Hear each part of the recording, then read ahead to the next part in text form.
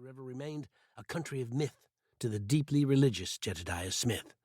A parable, in a sense, meant to illustrate God's munificence to any man willing to keep the Christian faith through the many trials the Almighty set before him.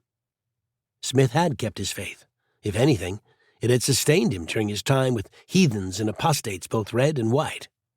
It was said that he made the mountaintop his confessional, the forest glade his altar. The high country outfits he had piloted were sprawling amalgamations of licentiousness and vice, yet he himself touched alcohol sparingly, shied away from tobacco, and despite myriad opportunities, had never womaned up. With his ears constantly filled with the language of the profane and dissolute, a contemporary chronicler wrote, no evil communication proceeded out of his mouth. Up to this point, Smith's Lord had indeed placed many trials in his path, few, if any, more hazardous than at present.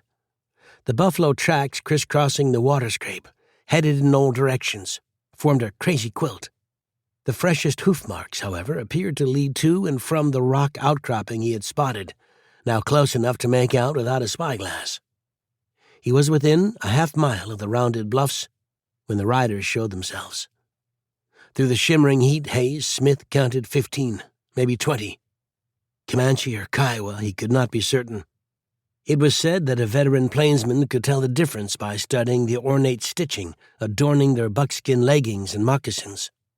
Smith's attention was far more focused on the sunlight glinting off the metallic blue barrels of their rifles and the steel-tipped points of their buffalo lances. In his time on the borderlands, Jed Smith had absorbed an irrefutable truth foreign to most Easterners, that there was no single amorphous mass of Indians inhabiting the North American West. Each of the scores, if not hundreds, of tribes and moieties scattered across the continent had its own customs, its own ritual beliefs, its own often violent views toward outsiders, particularly whites, and each expected to be dealt with on its own terms. In this case, however, any difference was moot. The Comanche and Kiowa had long ago formed a military alliance that had evolved into the most feared and powerful entity across the southern plains. Riding and fighting as one, they had cowed first the Spanish and then the Mexicans, and had even driven off the mighty Apache. Presently, with wagon traffic increasing on the thin ribbon of trail connecting St. Louis to Santa Fe that bisected their lands, they had begun to wage war on the trespassing Americans. Jed Smith had sharpened his battle instincts to a fine edge in lethal confrontations with peoples as disparate as the Arikara and Blackfeet, the Mojave and Arapaho. He recognized when it was time to flee, time to fight, time to negotiate. The band he now studied sat atop stout, well-watered ponies that would easily overtake his own hobbling horse. To run would be futile, and given their number, combat, even if he could find cover, appeared equally bootless, which left talk. Jed Smith drew his long-barreled Creamer rifle from its elk-skin scabbard, balanced it across the rise behind his saddle horn, and spurred his mount forward. It was his only play. Part 1. The Hunter. Bring me men to match my mountains. Bring me men to match my plains. Men with empires in their purpose and new era in their brains.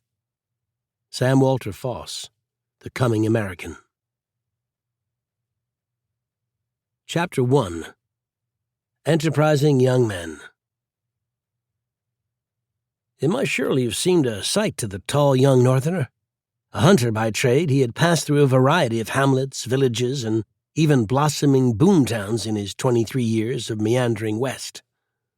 But nothing had prepared Jedediah Strong Smith for the bustling city of St. Louis, a virtual metropolis looming high over the western bank of the Mississippi River. It was a chilly April morning in 1822 when Smith, likely alighting from a packet that had ferried him from the green fields of northern Illinois, traversed the narrow riverside boulevard the locals referred to as Under the Hill. The street, slippery with mud and horseshit, was teeming with a cross-section of humanity. Shallow shaft Ozark lead miners in greasy overalls, cashing in company scrip for kegs of rum.